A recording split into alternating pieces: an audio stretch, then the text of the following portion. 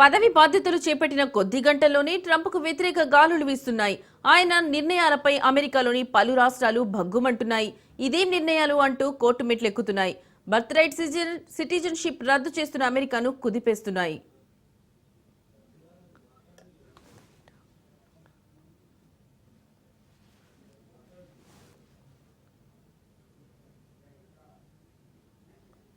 Birth right అంశంలో Trump నిర్ణయంపై అమెరికాలో దుమారం రేగుతోంది. అధ్యక్షుడి నిర్ణయాన్ని వ్యతిరేకిస్తూ 22 రాష్ట్రాలు న్యాయ పోరాటానికి సిద్ధమయ్యాయి.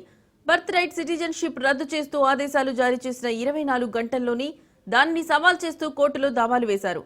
ఇది రాజ్యాంగ విరుద్ధమని ఆరోపిస్తున్నారు. ఈ నిర్ణయం తీసుకోవడం ద్వారా ట్రంప్ తన పరిధిని దాటారని మండిపడుతున్నాయి. న్యూయార్క్, కాలిఫోర్నియా సహా మొత్తం 22 రాష్ట్రాలు ట్రంప్ నిర్ణయంపై మండిపడుతున్నాయి.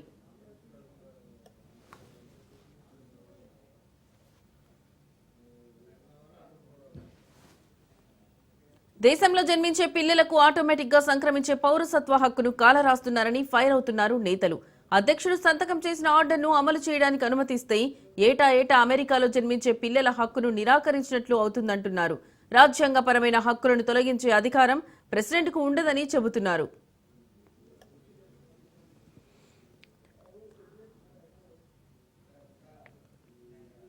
కాగా జన్మతః లభించే ఈ పౌరసత్వ హక్కును మార్చడం అంత సులభం కాదని అమెరికా రాజ్యాంగ నిపుణులు అభిప్రాయపడుతున్నారు.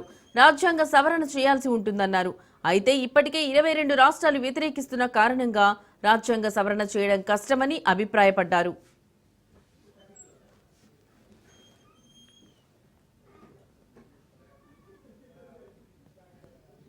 అధికార పగ్గాలు చేపట్టిన వెంటనే ట్రంప్ కఠినమైన నిర్ణయాలు తీసుకున్నారు. వలస వచ్చిన వారికి అమెరికా గడ్డపై పిల్లలు పుడితే ఆ చిన్నారులకు సహజంగా పౌరసత్వాన్ని అందించే చట్టాన్ని ట్రంప్ రద్దు చేశారు. దాదాపు 100 ఏళ్లుగా అమల్లో ఉన్న విధానానికి ఒక్క ఎగ్జిక్యూటివ్ ఆర్డర్తో ఫుల్ స్టాప్ పెట్టారు.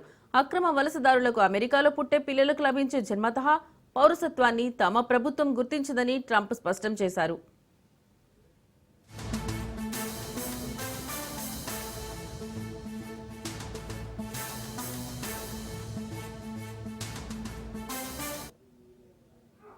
అమెరికా చట్టాల ప్రకారం ఆ దేశ పౌరులకు పుట్టిన వారికి మాత్రమే కాకుండా అమెరికాలో జన్మించిన ప్రతి ఒక్కరికి అక్కడి పౌరసత్వం లభిస్తుంది.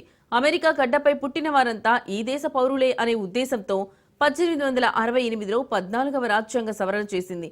దీని ద్వారా శరణార్థుల పిల్లలకు అమెరికా జన్మతః పౌరసత్వాన్ని అందిస్తోంది. ఇప్పటి వరకు ఈ ప్రక్రియ నిరంతరాయంగా కొనసాగింది. అయితే తాజాగా ట్రంప్ జారీ చేసిన ఎగ్జిక్యూటివ్ ఉత్తర్వులతో దీనికి బ్రేక్ పడింది.